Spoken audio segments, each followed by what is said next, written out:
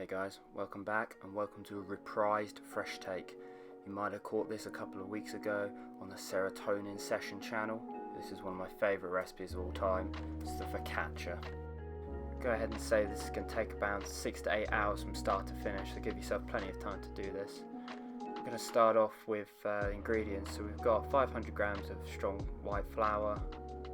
Substitute it with 20% of wholemeal flour if you want to. Mix it up. We're going to go with 10 grams of Maldon Salt. You can use table salt if you want. It's completely up to you. You can find Maldon Salt in any supermarket these days. It just has a lot smoother finish to it than table salt does.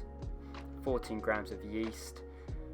I've used fresh yeast there. You can use 7 grams of dried yeast if you want as well. And then we've got 350 grams of warm water and 50 grams of olive oil. There's loads of ways you can do these next steps. You can add the yeast to the water and oil and leave that for 5 minutes to bubble away. I just don't see the point. Honestly, the best thing to do is just whack your salt and your yeast in together and just go for it. So I'm going to crumb my Maldon Salt into one side of the bowl here. Important thing is you keep the salt and the yeast separate, because the salt will kill the yeast if you keep them together. I'm using a KitchenAid bowl. Obviously not everyone has a freestanding mixer. You can still make this bread. Just use a bowl big enough that can take about 4 times the volume of the flour that you have. So this is my slightly wet yeast. It's been frozen. It's absolutely fine. It still works. Top tip, you got fresh yeast, freeze it down. Lasts way longer. So we're just going to mix together the salt, flour and yeast to start with in the freestanding mixer. I'm going to use a dough hook attachment. If you don't have the freestanding mixer, use your hand or a knife. Not a whisk, not a spoon. Just get your arms in there, just get them working, get the bread done. So we're going to emulsify in the water and oil into the dough. It's a super wet dough. That's what makes focaccia so unique. It's got high hydration, but just be patient. Give it about 5 minutes. It will start to come away from the sides after this time. Then give it probably about another 2 minutes. The whole dough will come together. It will be super elastic, super smooth. If you're doing this by hand, it'll take longer, but just keep on going at it. You're working that gluten, you're working the elasticity of the dough, giving it the structure and support for when it proves up and all the air pockets form. I like to work it a bit by hand if I've been using the freestand. Gives you a feel for the dough. Make sure you oil your surface beforehand. No flour. That 500 grams of flour that we weighed out at the beginning is all you're going to need for this recipe. Don't go adding extra flour to it. It's a wet dough. Just have faith in me, have faith in the recipe, and you'll be absolutely fine with this. Even when I was making this, I thought I'd messed up and put too much water in it, but that is exactly the texture you're looking for. It's sticky dough. Don't get your nails done before doing this. Stretch it, flick it, whack it, bop it. Just get a feel for what you're working with.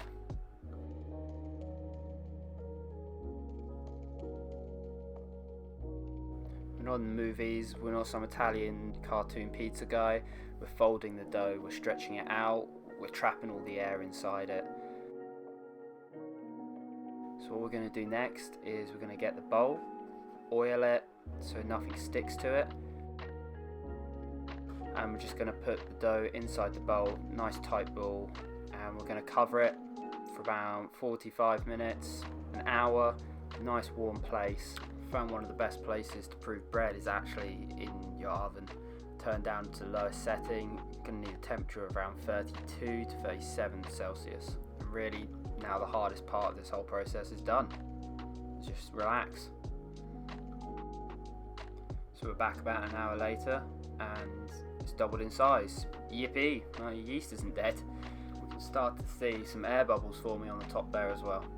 Patience is the absolute key with bread. It works in its own time, so you can't rush it. We're just going to tip it out, oiled surface again. Try and let it fall out of the bowl naturally instead of trying to tear it or force it out. Just be confident with it. It's a high hydration dough. It's going to be wet. You're going to be cooking it in a tin anyway. It's not going to have a natural form to it.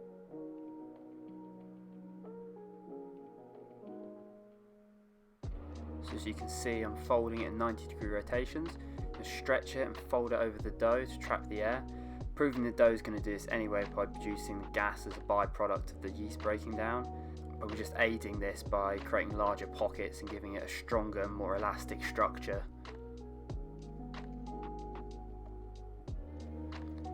We're then going to place it back into our oiled bowl to prove for about 45 minutes to an hour, so it's doubled in size again.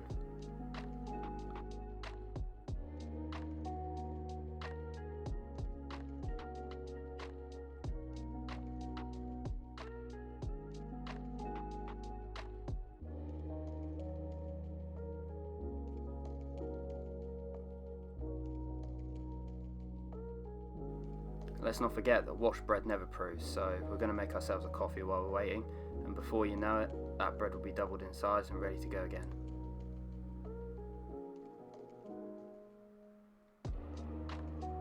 And what do you know, here we have it. So this is the second proof. You can see it's a lot bigger in size, loads of air bubbles, it should spring back to touch. I'm going to tip it back out onto our oiled surface.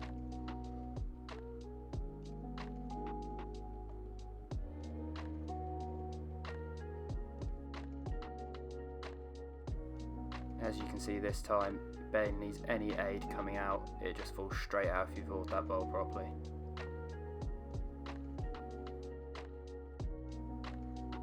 We've got air bubbles forming on the top there, it's beautiful. Nice and stretchy, light, just like a cloud. So again, we're just going to stretch that out, 90-degree turns again. Make sure you get some plant in there. Make sure you know where the top of your bread is. Ironically, it's the bottom of the bread for this. But you want that nice smooth surface. The underneath is going to be where all your folds and all your creases are going to be. So you've got a nice smooth top. As you can see from this, we've got so many air bubbles. It's almost like a translucent surface going on the top there. Sexy stuff. So back into our oil bowl one last time. If you're pushed for time for this, skip these proofs and you can just go straight from this step straight into your tin. You're probably wondering why we don't do this anyway. You'll still get focaccia granted, but it's a lot denser. This recipe's taken me years to get where I want it to be, and I found the key is just time and patience. The longer it takes, the slower the proof, the more folds you put in, the better the bread comes out. Again, we're going to cover it for a 45-minute to an hour proof in a nice warm place. Time for another cheeky coffee and learning some new recipes, and we're back at it. Looking at about 4 times the size it was when we started, springy to the touch, very delicate. No point during this do we want to be punching any air out, just carefully folding. Again, oiled surface, 90-degree turns. It's going to be our last turn and fold.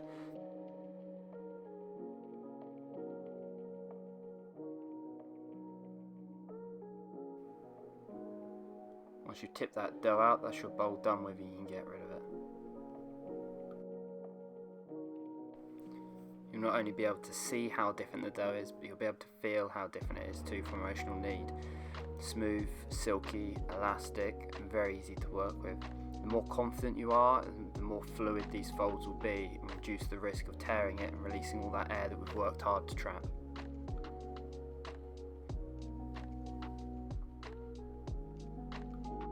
So moving on now to the tray we're going to bake this in. You can use any form of tray or tin.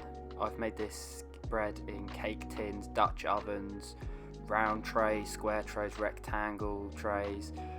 Here we're going to use a 30 by 37 centimeter roasting tin. Decent amount of oil all over the bottom and sides. This is going to give the bread a beautiful golden crust underneath.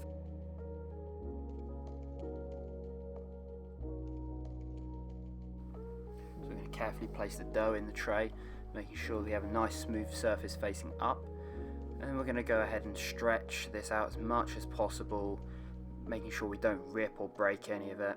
If you rip the dough at this stage, you're going to have to start again.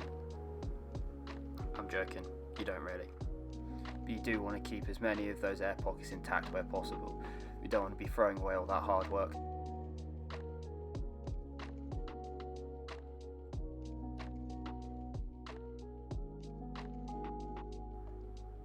Don't worry too much about filling the tray completely, because this is just going to prove up and fill the whole tray anyway.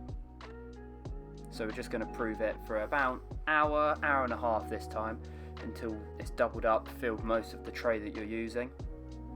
Just going to put it to one side to prep our toppings, and ta-da, here are some of the prep toppings I did earlier.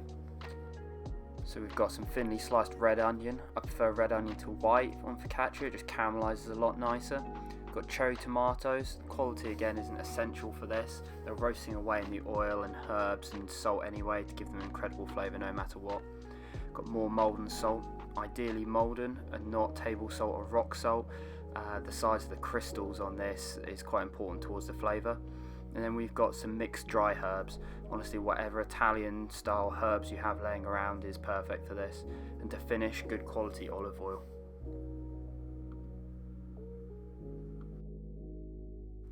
Scatter these ingredients however you want. I prefer a rustic feel. A lot of photos on Instagram at the moment of bread that looks like gardens or bouquets of flowers. Not really my style. And if you bake the bread properly, it won't look anything like a garden or flowers once it's cooked anyway.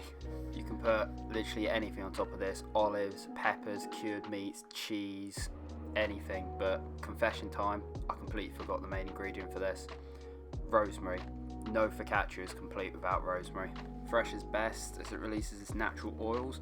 I have a plant outside, never gets a chance to grow because I'm always reaping it for this recipe. Dried works absolutely fine too. And then finally we're just going to drizzle the whole thing generously with good quality olive oil. Now for my favourite part of this whole recipe, we're going to press all the ingredients into the dough and expand the air bubbles. You don't want it to knock any of the air out, we're just moving the air around.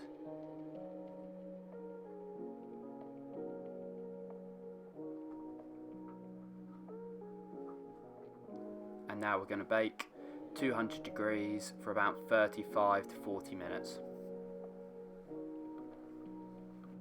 And look at the state of that.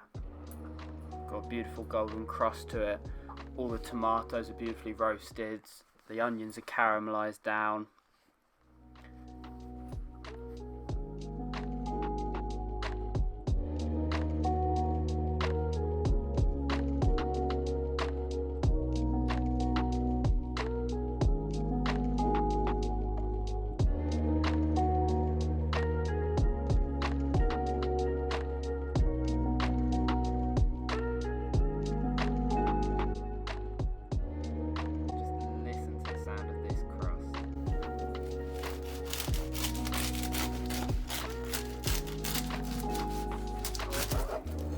That's something special.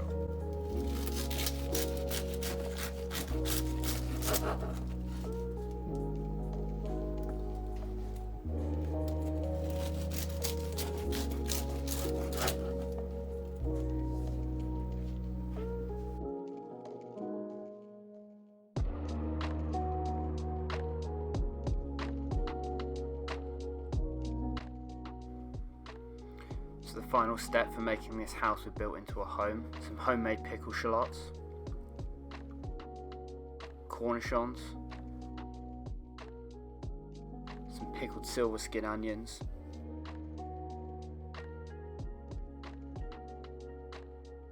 and the piece de resistance, baked camembert, or whatever form of melted cheese tickles your pickle. Now excuse me while I go off and absolutely devour this.